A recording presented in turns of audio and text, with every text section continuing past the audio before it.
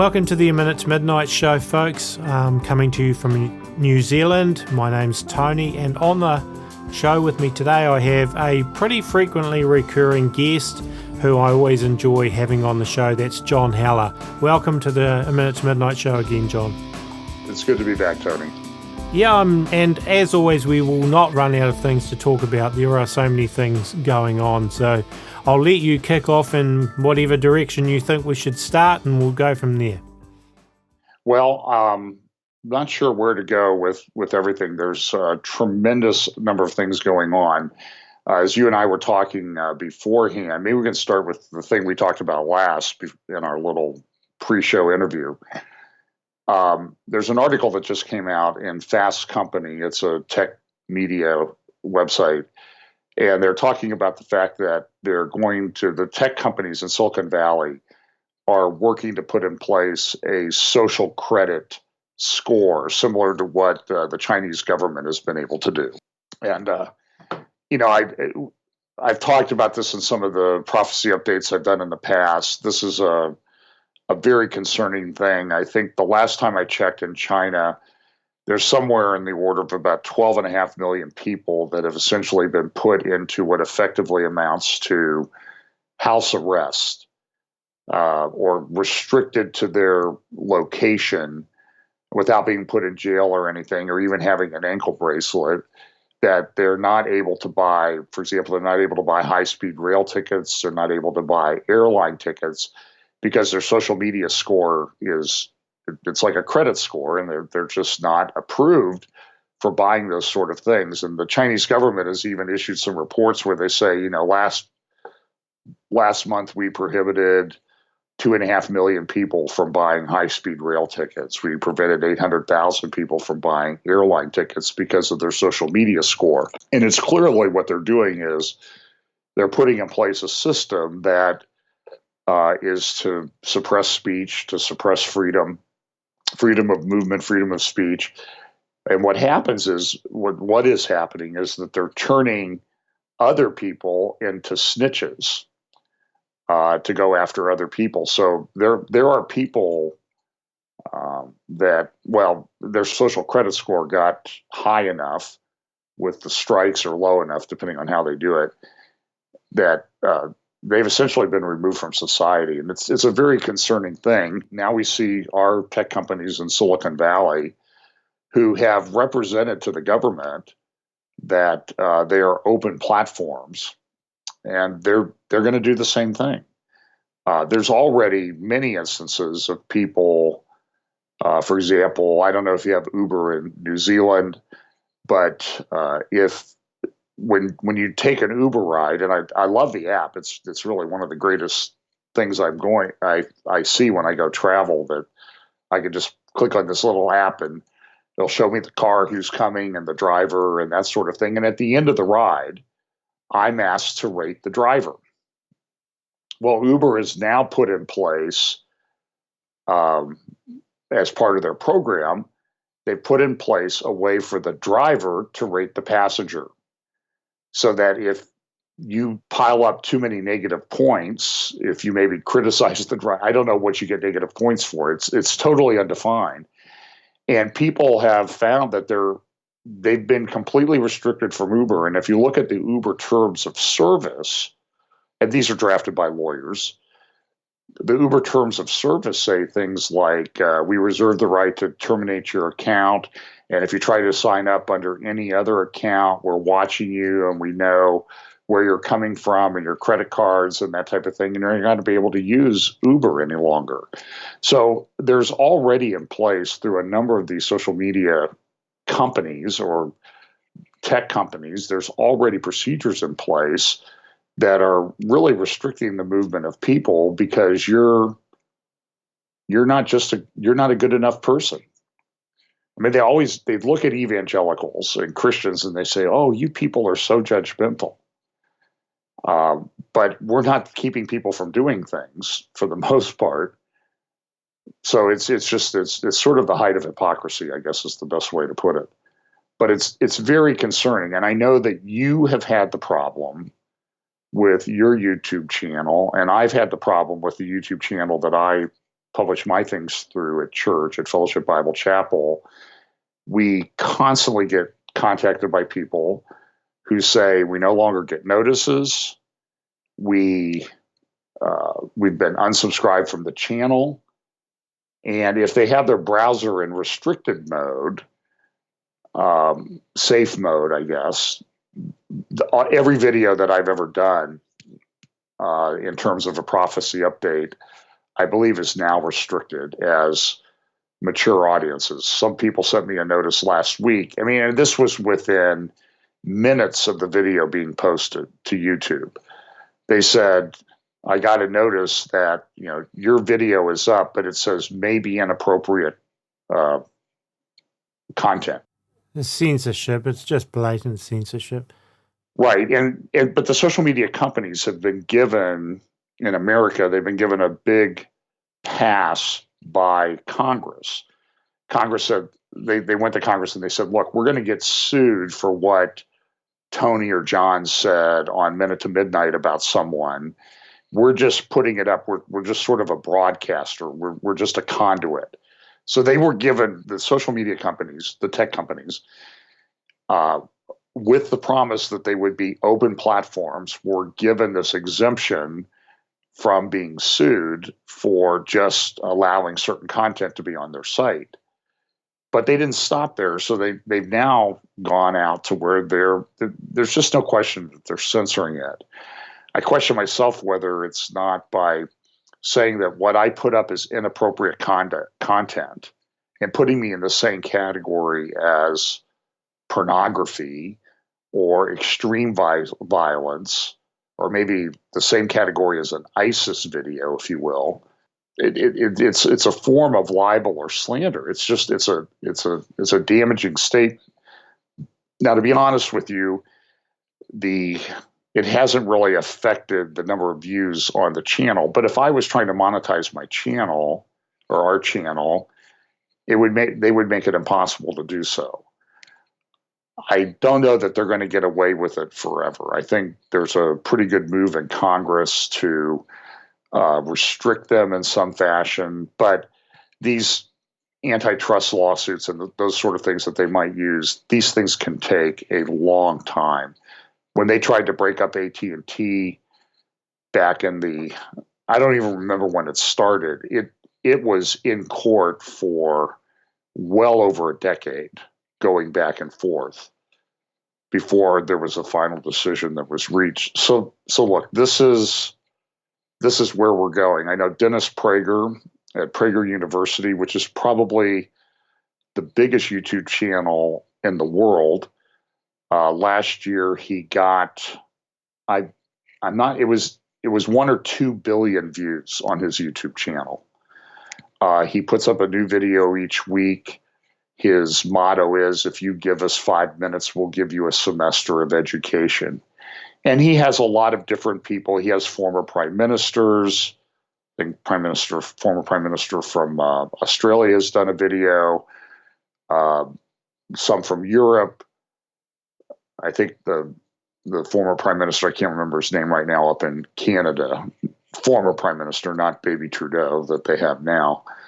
But he's done one, Alan Dershowitz, and they're very well done. They're very good. In fact, there was a huge article in the New York or the Los Angeles Times on last Friday or Saturday, talking about this Prager guy is really starting to control the narrative with his conservative views, and this is really terrible. I mean, we got to do something about it. I mean, it's not only. I mean, the worst thing is that he's effective.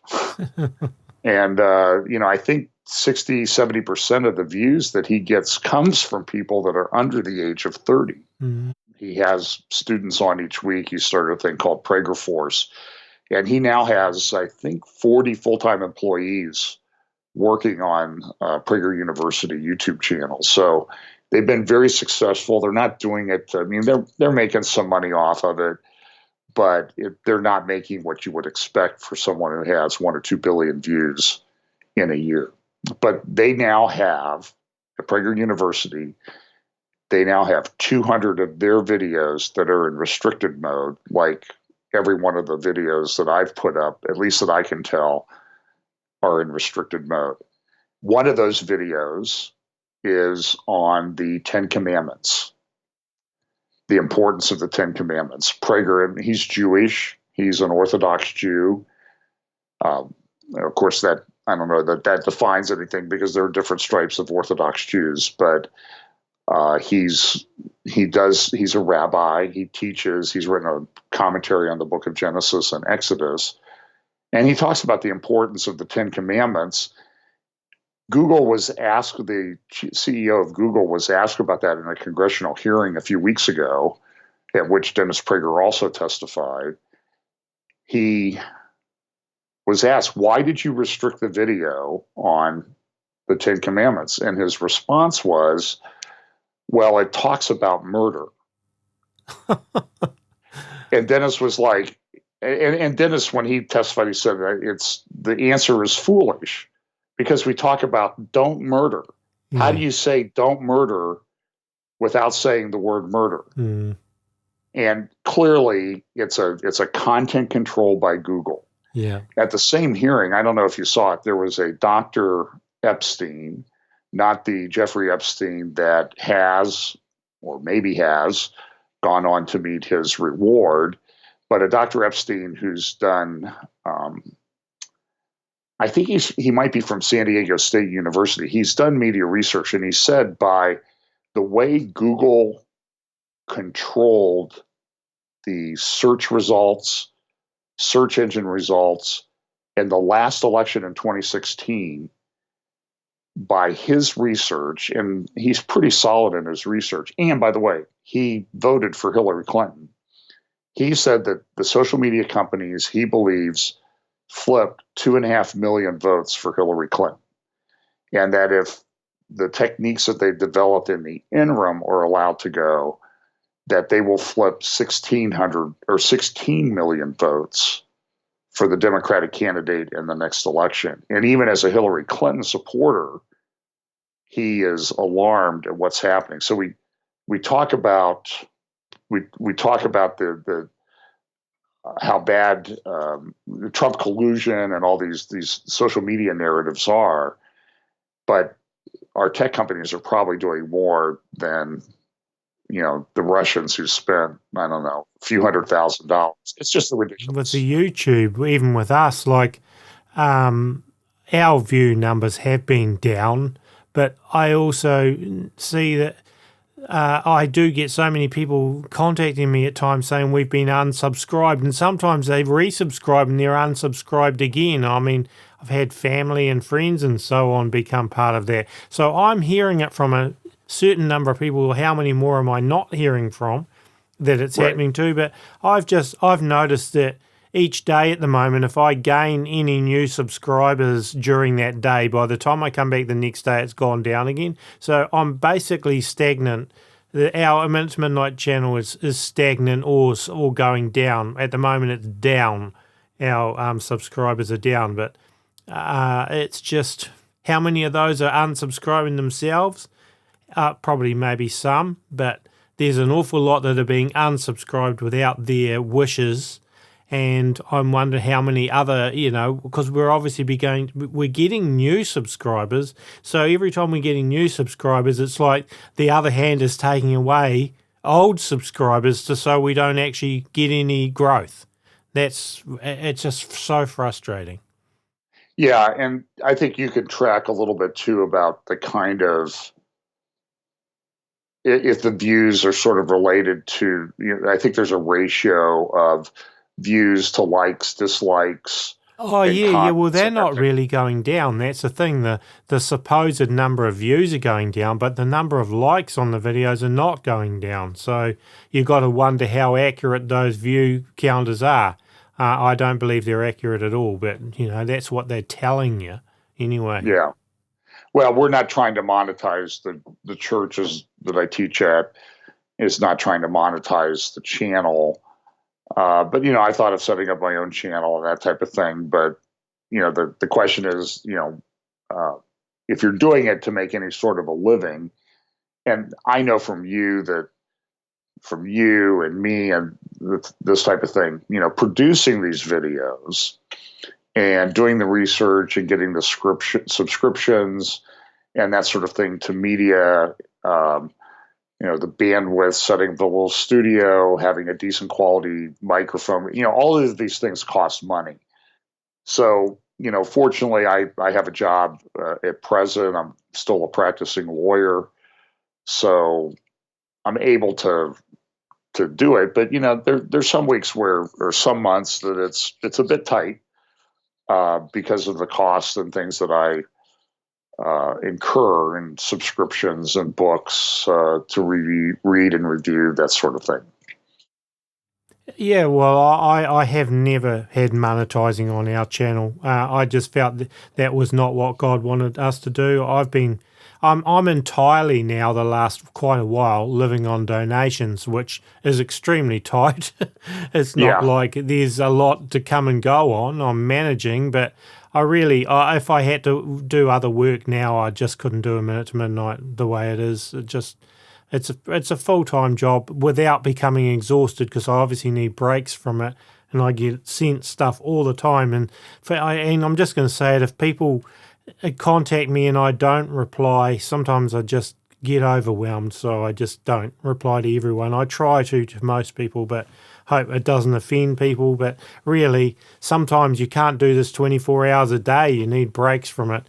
But when you go to the monetization thing, a classic example of that is Lynn Liars, who I had on the show recently, and she used to be able to live off the monetization.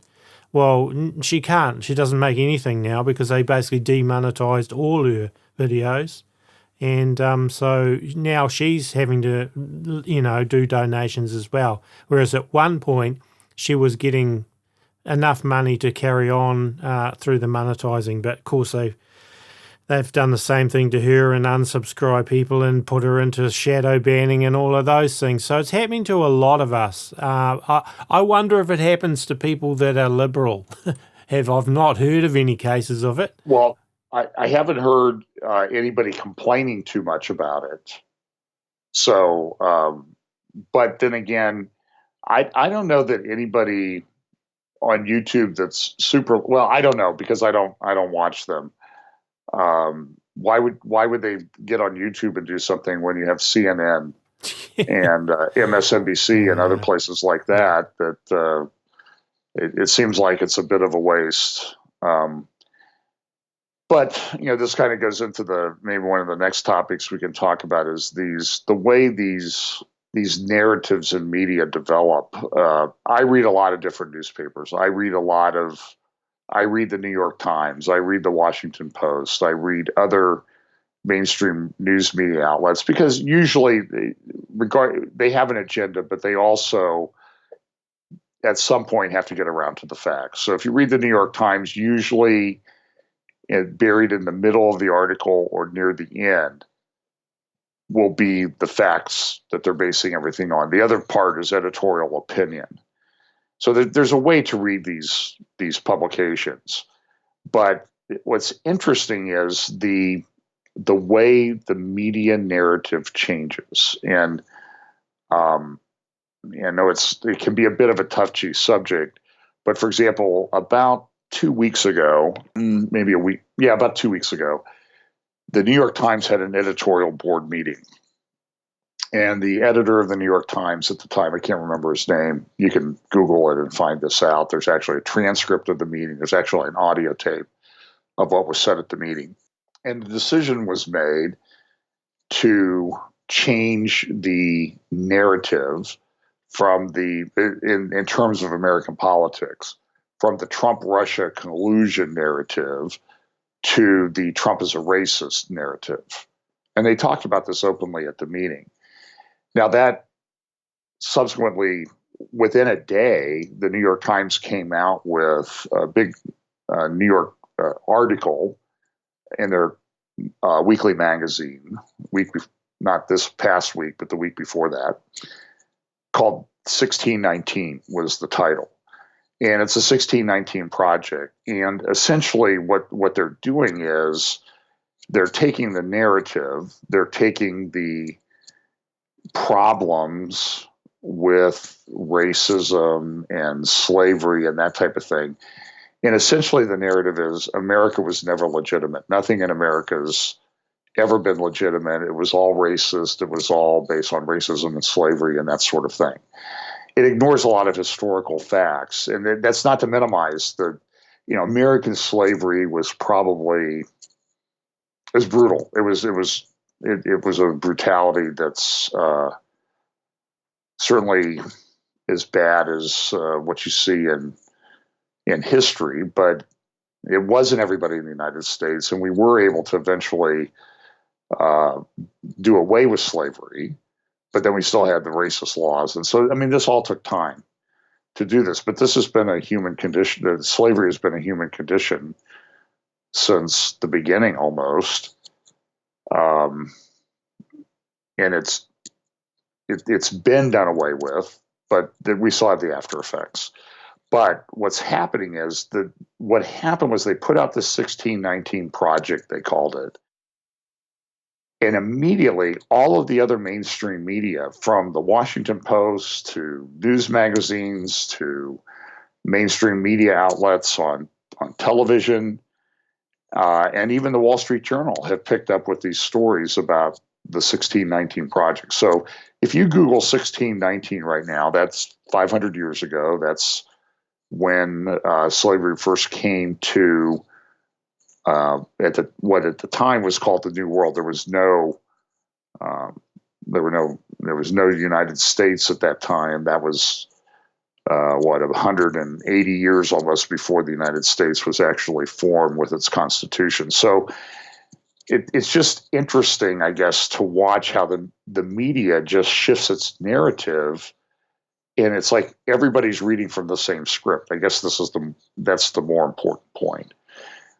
It's an amazing thing to watch, and I don't know that it gets better. I think it's something we're going to have to live with for a long time. Yeah, I don't see it getting any better. And then, of course, on the other side of that, you had Donald Trump with his tweets last week and his speech, the one where, he was quoting the guy's name? Wayne Root. Yeah. Wayne Allen Root. Yeah.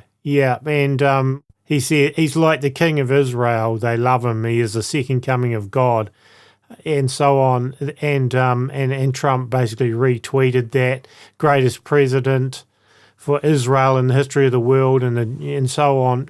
And then a few hours, I think it was, after that, he did the other, thing, which he now claims he was joking when he says, he's the chosen one to take on trade, the Chinese trade thing.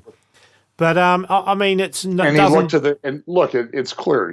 When he said it, he looked to the heavens. So my take on it was, I kind of heard about the tweets. I looked at the tweets. I actually pulled them off. I copied them to save them for future reference, I guess. And it also is true that when Wayne Allen Root said that, that was done in a video interview, a sort of a Skype interview with someone.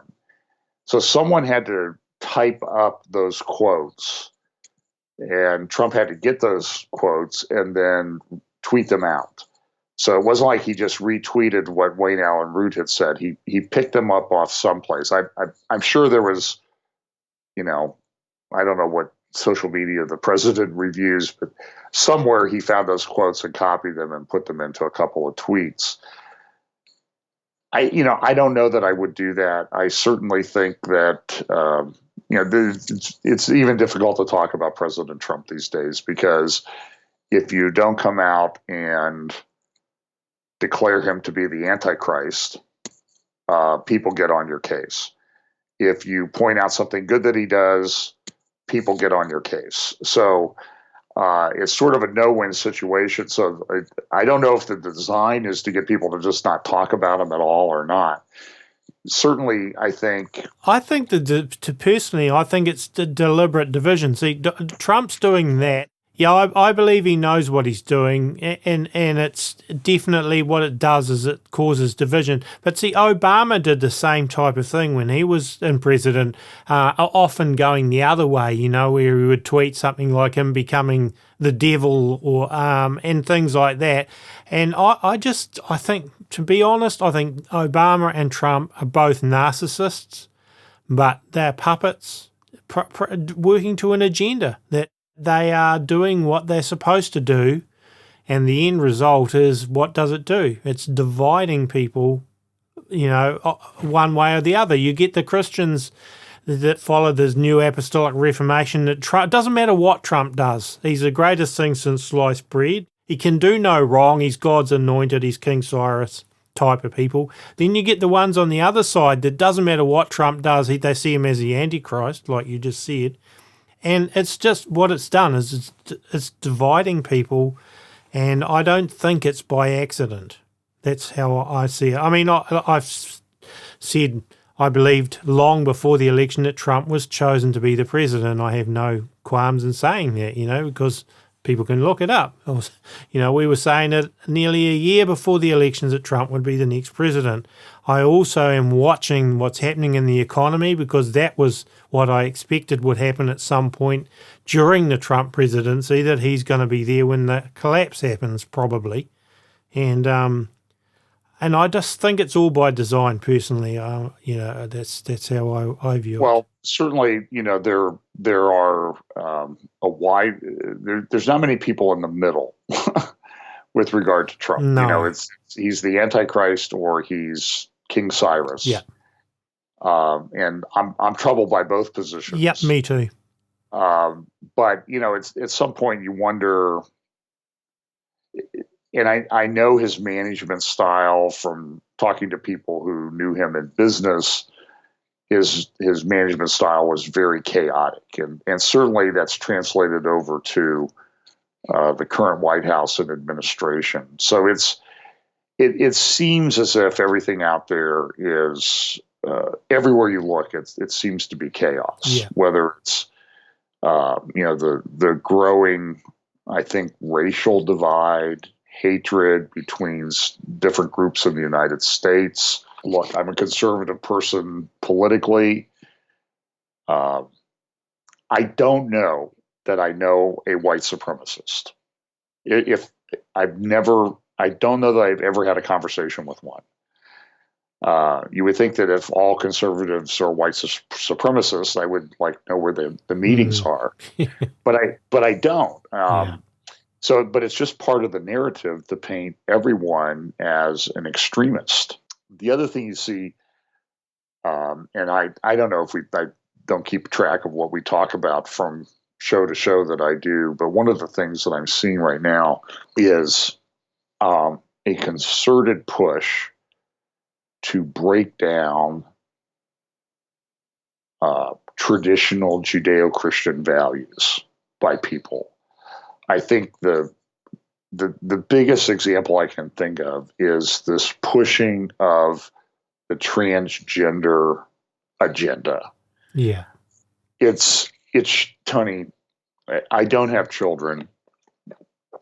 God never allowed us to have that. But I have plenty of nieces and nephews and great nieces and nephews and great nieces, even one great niece. I have to be honest with you. I'm not a person who's afraid of much. I know that however I depart this life, I'm with the Lord, but I'm afraid for the kids with this agenda. I mean, I talk about it almost every week because it seems like something comes out every single week. A couple weeks ago, I talked about the meeting of the American Library Association, where they had 22,000 librarians from the United States come to Washington, D.C. for their convention. At that convention, they had over 100 seminars and workshops on things that you would consider to be related to the transgender or other sexual agenda. It's shocking. You can go to, there's actually a website, Drag Queen Story Hour, um, dqsh.org or .com or something. But but it's it's grooming. I saw a video of a young man who went to one of these things at a local library, and he was in the mode of a street preacher. He confronted what was going on, and it was interesting. There were all these little children there, and when he started talking about repent and believe the gospel and repent of your sin and that sort of thing, what was happening in the background? The mothers were like shielding their children's ears from hearing what this guy had to say. Wow. Yeah. But they'll sit there and they'll let these drag queens, some of whom been convicted sex offenders, talk to their kids. And I think it's a massive form of grooming of these kids. Yeah. And it's happening everywhere. It's cool and it's hip. And today I was just reading more articles about the drugs that they're giving to prepubescent children to block puberty and the changes of puberty. And there some doctors are standing up to it, but they're like at the risk of being drummed out of their medical associations for challenging this. And it's as unscientific as anything. Essentially, what one pediatrician said was, you're giving children medicine to make them have a disease, and you don't know what the ultimate outcome will be. You don't know whether giving them puberty blockers will have an ultimate effect down the road of affecting their cardiovascular system and that type of thing. You have no research for this, and yet you're doing it with the approval of a lot of the medical associations. Yeah. So I just comes back to the point to me is you cannot change a person as either XX or XY chromosomes. You can doctor it up and call them, a man, a woman, and put them in a boxing competition so they pummel the real women to just about to death. But you can't say anything because no, they've chosen to be women. You can't change their chromosomes. Bam. That to me is just like the elephant in the room. It is, and I mean, even Martina Navratilova came out and said she said you can't have transgender men, even with hormone therapy and that sort of thing, competing against women in tennis. And what happened? She's been completely disowned by her community, and she's a lesbian. Yeah. It's a complete insanity to be it. That's all it is. But maybe this is all just part of the delusion, the strong delusion that we're told is coming, and there's so many aspects of that strong delusion.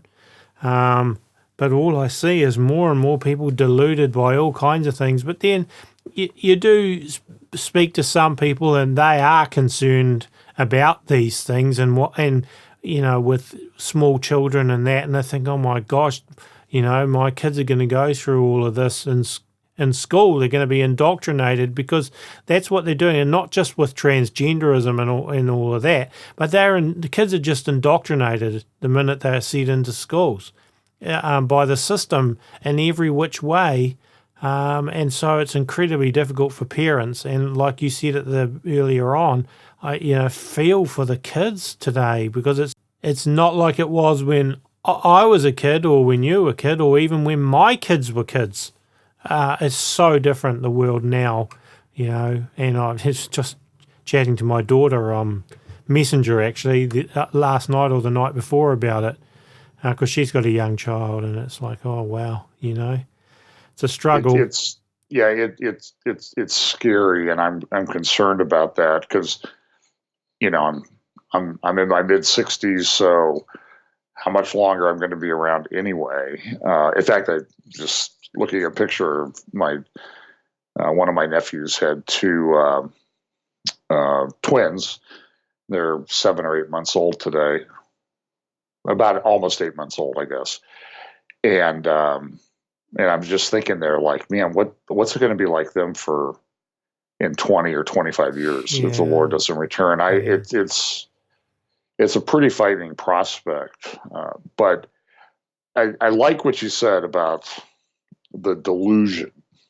We know that there is a very strong delusion coming on the world. I think before that reaches its peak, it's certainly going to be building. It's not going to just appear overnight. And so I think we're really in the beginnings of that. I mean, it's very difficult. I, you know, have a lot of people contact me through email, messenger, that sort of thing on social media. And I'm seeing more and more people. These are good Christian people. These are solid people. These are biblically grounded people. But the question they continually ask is, I don't know what to believe anymore. Where do I go to find out what's really true and real? And the answer, I don't know that I have a good answer anymore to tell them what to do. Now, I try, and I know you try really hard to be factual in the way that, and what you talk about, what I talk about. Yeah. But it's difficult because, again, sort of what we were talking about with the media narratives that are out there, everything gets put through a filter. But I'm concerned too with people in the church a lot of times. Maybe I should preface this with this. I'm a trial lawyer. Part of my job as a trial lawyer is to sit down and look at documents, evidence, fact, interview witnesses, that sort of thing, and try to do that objectively, because it does me no good to only look at things from one perspective. But what I see a lot of times with certain, I mean, I saw it with Obama, now I'm seeing it with Trump. A conclusion is made. Trump is the Antichrist, or he's a good candidate for it. Obama is the Antichrist, or he's a good candidate for it. And the tendency then is to filter everything through your conclusion. Yes, agreed. And I think it's a huge problem. And look, I struggle with it as a lawyer because I have somebody come to me and they, the way our system is set up, it's an adversarial system. So they hire an advocate for them. But part of my responsibility too is to also tell them is, hey, you have a problem with this. And so now in the legal business, I don't try many cases anymore. It's been a few years since I had a trial. But I don't know that even though I'm technically a trial lawyer, when I look at the trends in society, I don't know that I want to try a case in front of a bunch of people who are going to make a decision where they're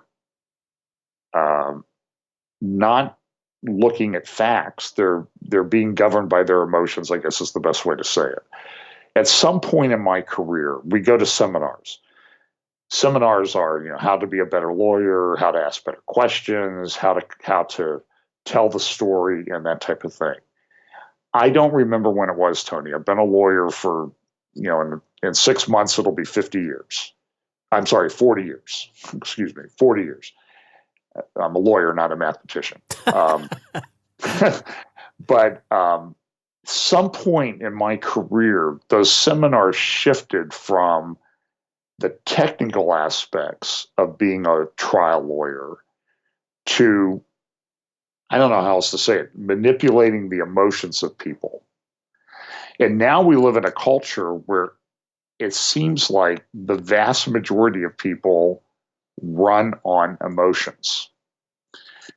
And going in front of a bunch of people who are driven by their emotions and asking them to make a decision on facts and the law is not a very attractive prospect anymore. I'm troubled by it. And I'm really at the point where I don't know that we can do anything to change that narrative. or to change that what's going on. Yeah, I don't think we really can. It's set in motion. I don't think it's too. It gathers motion like the snowball, and it's too late to stop it now. But the church is in disarray as well, as you started to say before a bit. It's like, who can you trust? Who can you believe with the truth? And I'm just thinking even of the fiasco. Well, we could just quickly go into. We don't have to spend a lot of time on it, but the fiasco with this Todd Bentley nonsense that's going on again at the moment.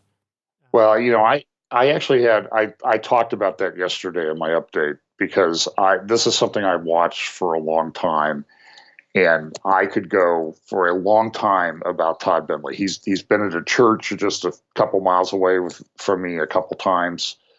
I know people who go there. I don't know. I never fell for his act, and I think it was. It's a good way of putting it. His act. He might sincerely believe all of this stuff, but the whole thing surrounding him, the Emma the angel, and this vision and that vision. And I played the clips yesterday of all I call them the rogues gallery of the NAR, who got there on June 23rd, 2008 to anoint him as an apostle in Lakeland, Florida during the Lakeland revival. And it occurred about 2.5 weeks after Paul Cain, another so-called apostle who himself was caught with problems of homosexuality and alcoholism, to the extent that the people who were trying to restore Paul Cain just said, hey, we're done with him. We're not going to have anything more to do with him because he's not following any of the things we set out. So he goes and endorses Bentley. And then within 2.5 weeks, they have the rogues gallery, Bill Johnson, Rick Joyner, Shay On, C. Peter Wagner, Stacey Campbell, Cindy Jacobs, on and on. John Arnott from the Laughing Revival. They're all there, and they're all talking about, oh, this will be great. This is an appointment with the heavenlies and all of this stuff. So they prophesied over this guy. And within a month, he'd run off with a ministry worker, left his disabled wife and 3 children, and took up with this gal and divorced his wife and married her. And now the allegations are coming out about the problems that I don't even know that we can talk about it. If we talk about it, certainly any video that's on YouTube will be marked as inappropriate content. It's shocking. It's bisexuality, swinging, all of this stuff, and people are talking about, well, we need to restore him. But listen, and I've mentioned it yesterday that the guys who prophesied over him are demonstrably false prophets. Yep. And I don't know if did you ever watch I remember watching some of those fiasco, Rick Joyner sitting there with Todd Bentley in the public, restoration and all of that stuff way back then. I can't remember what year exactly it was. I guess it was 2009 or something. But I remember thinking at the time, this is absolute nonsense. And, complete garbage, what's going on here. Of course, Rick Joyner with his Knights of Malta connections and all that, I've covered him a lot. But I had somebody, I mentioned this yesterday, Tony, and somebody, I had one gentleman write and say, you shouldn't be talking about this. You're sinning by bringing this up. It happened a long time ago. And I'm like, it happened a long time ago, and we need to remember it because of the unbiblical nonsense that went on around Todd Bentley 11 years ago that no one has ever repented for. Yeah. And the man has continued. Now, listen, you can pray for Todd Bentley that he gets saved, whatever. The way it's interpreted in his circles is, well, we have to restore him. So look, if there's genuine repentance and that type of thing, you can restore him. But the restoration does not have to be to public ministry. Yeah. There are things that you can do that permanently disqualify you from public ministry. And I've seen so much. Listen, let me just back up for just 1 second. When I went to college in northeastern Indiana, in the White Country of northeastern Indiana, there was a group there. It had been started by a former professor at the college and seminary where I went, called the Glory Barn Faith Assembly. The Glory Barn Faith Assembly was a cult. Back in the 70s, they were bringing in 2,000 people a week. In the 70s, that was a huge, in relatively rural Indiana. I mean, the people were coming from all over, and there were all sorts of abuses. And so I worked with those people in jobs in town. I knew those people. They were in a cult. So ever since then, I have paid attention to this nonsense because people died of diseases that could have been treated. Children died because they believed it was a sin to attend to childbirth. Nurses who were there that didn't help at childbirth lost their licenses. I worked with the husband of a nurse that lost her license. This stuff, it's so unbiblical. It really gets my dander up. And when I see Todd Bentley running around with his shtick, it's the same thing. And it's about time that people in the church stood up and called this stuff the evil nonsense that it is, instead of letting it go and then acting like, oh, well, we need to restore him. He's never had a biblical ministry, in my view, so I don't know what we would restore him to. Yeah.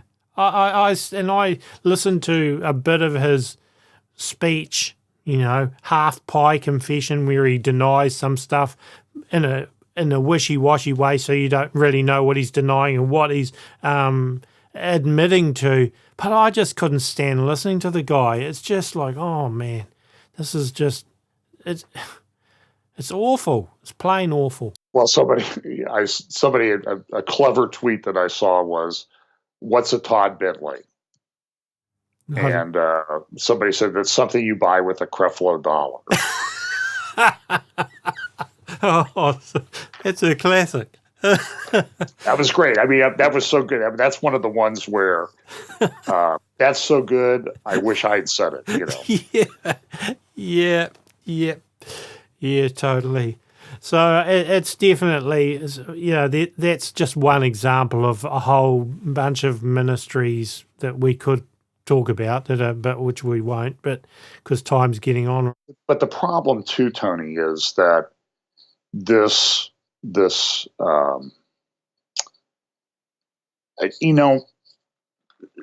I think we live in the end times, closer and closer. I don't know exactly when everything's going to wrap up, but there's an increase in all of these things and a convergence. We talk about that all the time.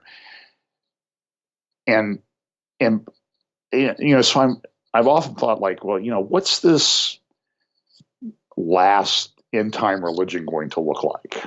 What's it going to be exactly? I see more and more this what I would call, I think Trevor Loudon has talked about it, the red-green alliance. And I really see that as kind of the synergy there. For example, on the transgender issue, I found a tweet that Ilhan Omar had sent out last year when one of her constituents in Minnesota, a transgender man, was not allowed to participate in a female powerlifting competition. Because they said, well, you're a man. And she said in her letter that she wrote on her congressional letterhead was, there's no scientific evidence that there's a physical advantage for transgender men to women. I never know what to call them. Men who are changing into women, that they have a physical advantage in competition with women. And it's sort of like this like, she's sort of like the perfect pivot point for the red-green alliance. this, the communist socialist tear down everything, and then the Islamic part that she brings with it, and she's sort of like the poster child that I think this is what's coming, and it goes beyond that. Now you see, major denominations with such as even the Southern Baptists, and listen, disclaimer, there are a lot of great Southern Baptists, but I see this, Tony, and I've lost relationships over this because of the stance that I've taken, and that has been very painful for me and my wife at times. But there is this socialism, Marxism, social justice, LGBTQ agenda is coming into churches. I played a clip of a pastor who just a couple of weeks ago, a Southern Baptist pastor from Kennesaw, Georgia, who said, hey, you can be essentially practicing homosexual. I've looked at all the scriptures in a new light. I've reinterpreted them. I've held the wrong positions. And the church has been wrong on this all the way along. This is a Southern Baptist pastor. Now, the interesting thing, I was actually researching it today because I went back to get the video because I had edited part of it for my update. And then I went back, I was cleaning up my hard drive today, and I actually permanently deleted it. So I went back to grab the video because these things have a tendency to disappear. And the video has been removed from the church's website. Mm. But Reformation Charlotte still has the video up if you want to see it. I think it was a post around August. I think he did it in his sermon talk, whatever it was he gave to the church, on August 18th. Town Fair Baptist Church, Kennesaw, Georgia. It's been removed. The interesting thing, though, is when I was digging around the church's website, he gave this talk on how we were now going to allow active homosexuals to become members of this church and, I guess, by extension, participate in the active ministry of the church in the midst of a series on the letters to the 7 churches in Revelation.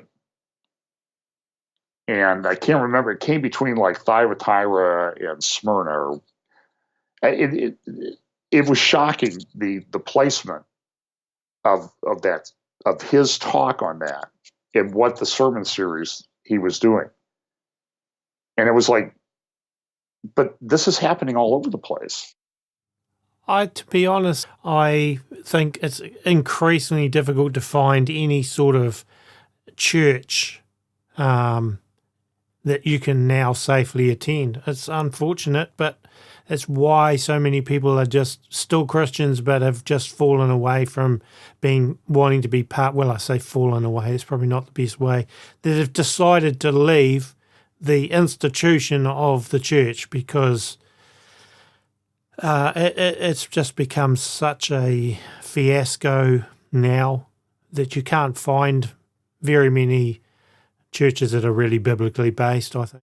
Yeah, I mean, look, we try really hard at Fellowship Bible Chapel. We're organized as a plurality of elders. We do have a pastor, but we have a plurality of elders. I'm one of the elders at the church, and we try really hard to be biblical. And we always tell people, always judge what we're saying by Scripture, not maybe your preconceived notions of Scripture, but what the Scripture actually says.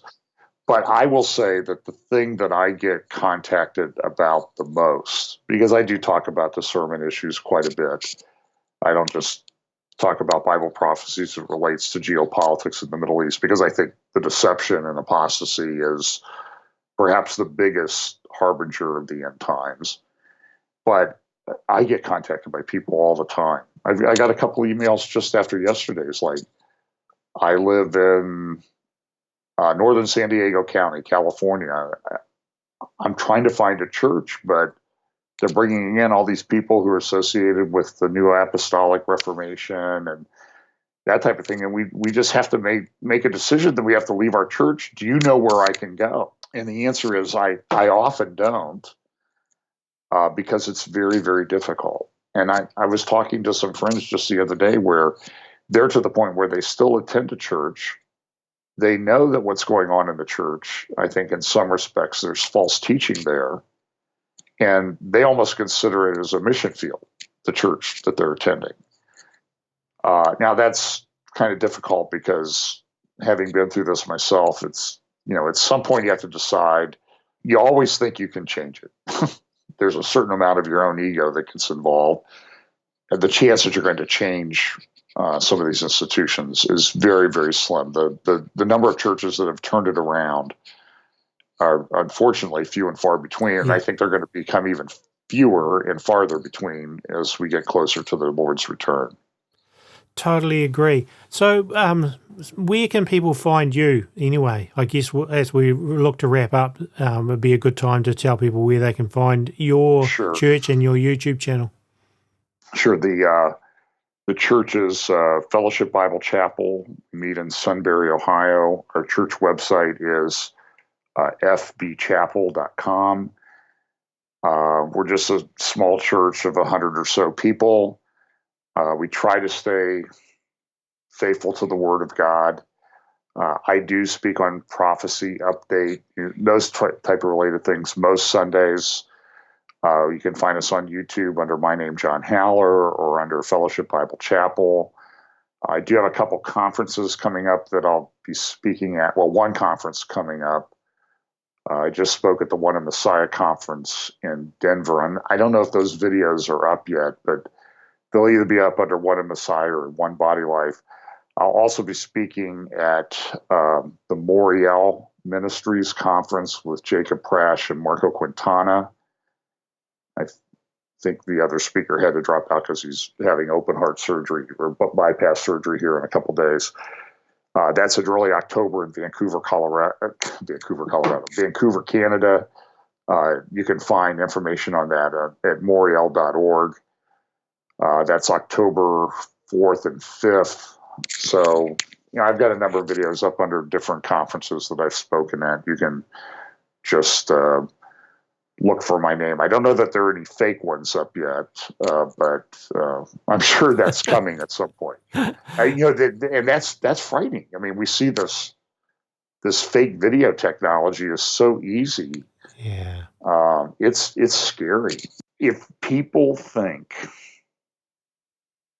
that it's hard to figure out the truth now, this fake video technology is really, it's becoming so good, it's almost impossible to figure out what's not real. What's going to happen? I mean, what happens if this is used in this next election? Boy, it's very fun. Yeah, I guess we've just, I don't know, get our eyes back on Jesus and on the Word, and then as far as the world around us goes, I guess in some way or another, we've got to try and come out of it as best as we can. I mean, you can't come completely out of it, but I think we have to detach ourselves from the world as much as we possibly can. Well, I guess we better wrap up now. So it's been great. There's so many more things we could have talked about, but we've filled this out with a lot of pretty interesting stuff, I think. Thanks for being on the show again. Oh, anytime, Tony. God bless. Yeah, we'll have to do it again soon. So thank you very much, John. Okay. Folks, it's probably a good idea to make sure that you are subscribed to the A Minute to Midnight channel and haven't been unsubscribed. And also like this video if you're watching it on YouTube. We also put our videos on our website, aminutetomidnight.com, and you can find audio-only versions of the shows on aminutetomidnight.com as well as on iTunes. And also, we run A Minute to Midnight 100% by donations. We really appreciate donations if you can help us out. That's always something we're grateful for. And all the music that is used in the shows I've written, played and recorded, and you can download that too on our website if you want. And we also have a forum on our website which you can join if you want to, and a Facebook group. So that's about it for this episode. We'll hopefully be back in a few days' time with another show. Until we catch you in the next episode, have a great week and God bless.